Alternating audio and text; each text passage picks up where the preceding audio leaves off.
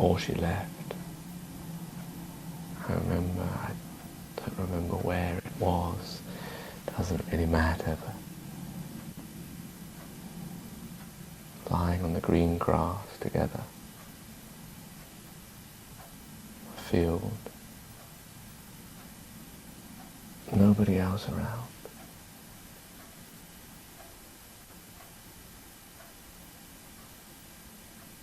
The grass was wet and we were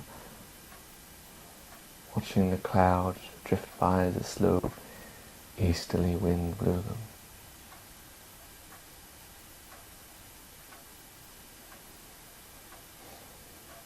They held each other's hand.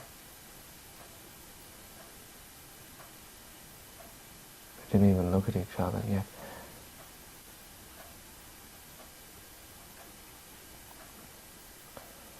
Felt so together, so intrinsically right. I can still see us there. We stayed till the sun set behind the horizon, the stars came out, and we tried to count the stars, and when it was too dark to see, we turned and looked into each other's eyes. And we promised each other that no matter how long it took, we would find a way, that we would be united again, and that our love would start that day, when every other day after that would be filled with such happiness. I can still see her uttering those words to me. And yet, even though I know that she broke them, I don't feel angry at her. She was in such a situation that no clear thought could change her actions. It would be unkind of me to think bad of her after what she has done.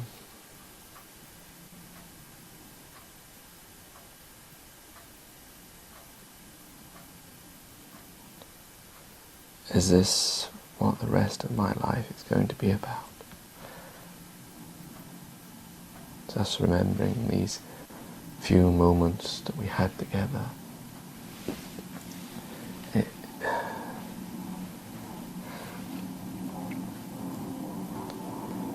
Just picturing her,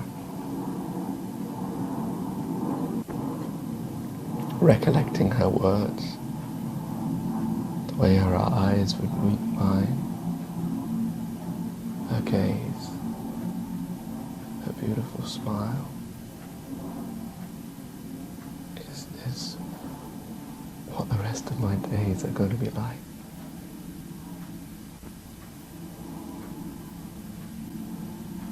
Constantly living a dream that has gone by.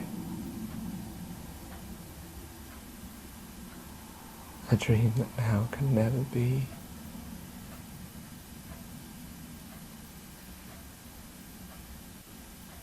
Is this truly what it is to be haunted?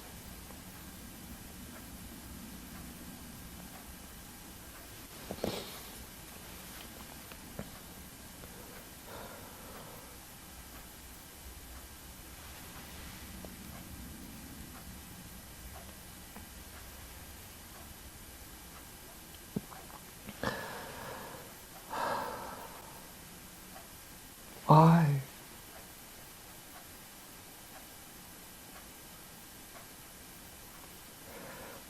Why? Why?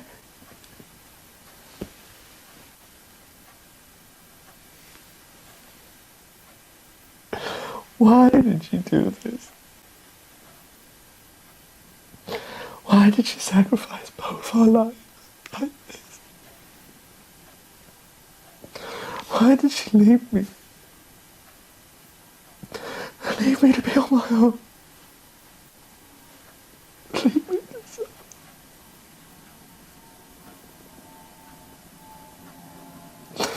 Why? When there were so many other ways.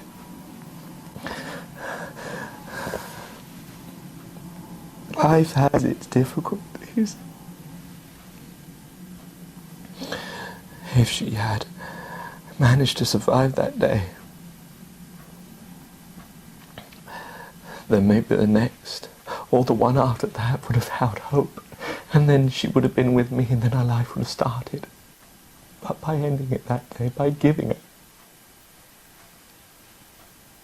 it means it can never be.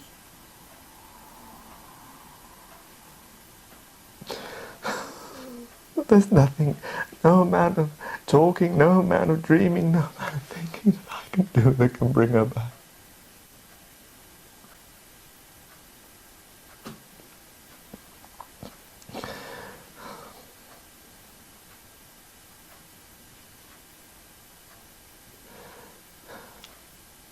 If she had survived that day, then surely we would have been at some time. And then she would have looked back on that day and thought, thank goodness I didn't.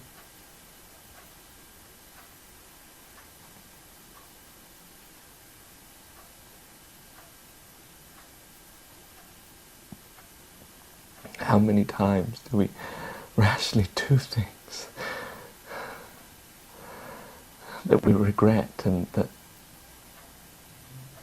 we think better of, and then the next day is better, and then we thank God that we didn't do these things? Why could she have not seen that way?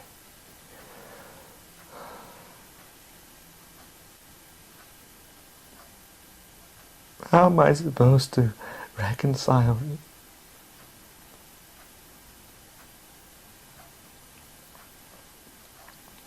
For under certain emotions, men and women can do things that they wouldn't even dream of. How many times have I, in passion, lost my temper, shouted and screamed, and then after an hour calmed down and look at the carnage that I've created. And yet I'm a mild-mannered man.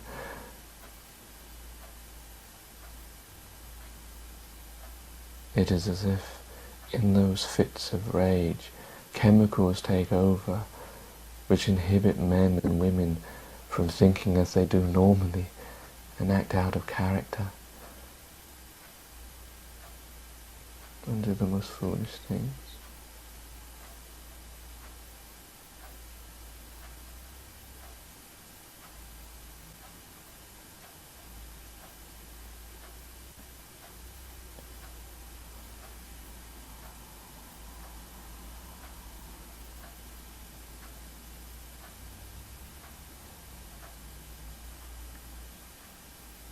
I wish you were here. I wish you were in front of me so that I could tell you that I love you and that hang on. But my words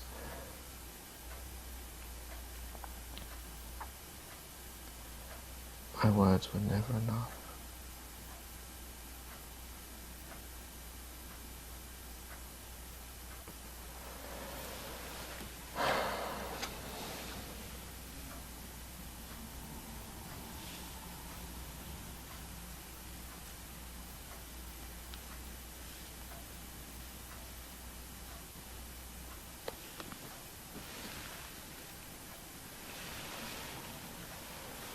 My words were never enough.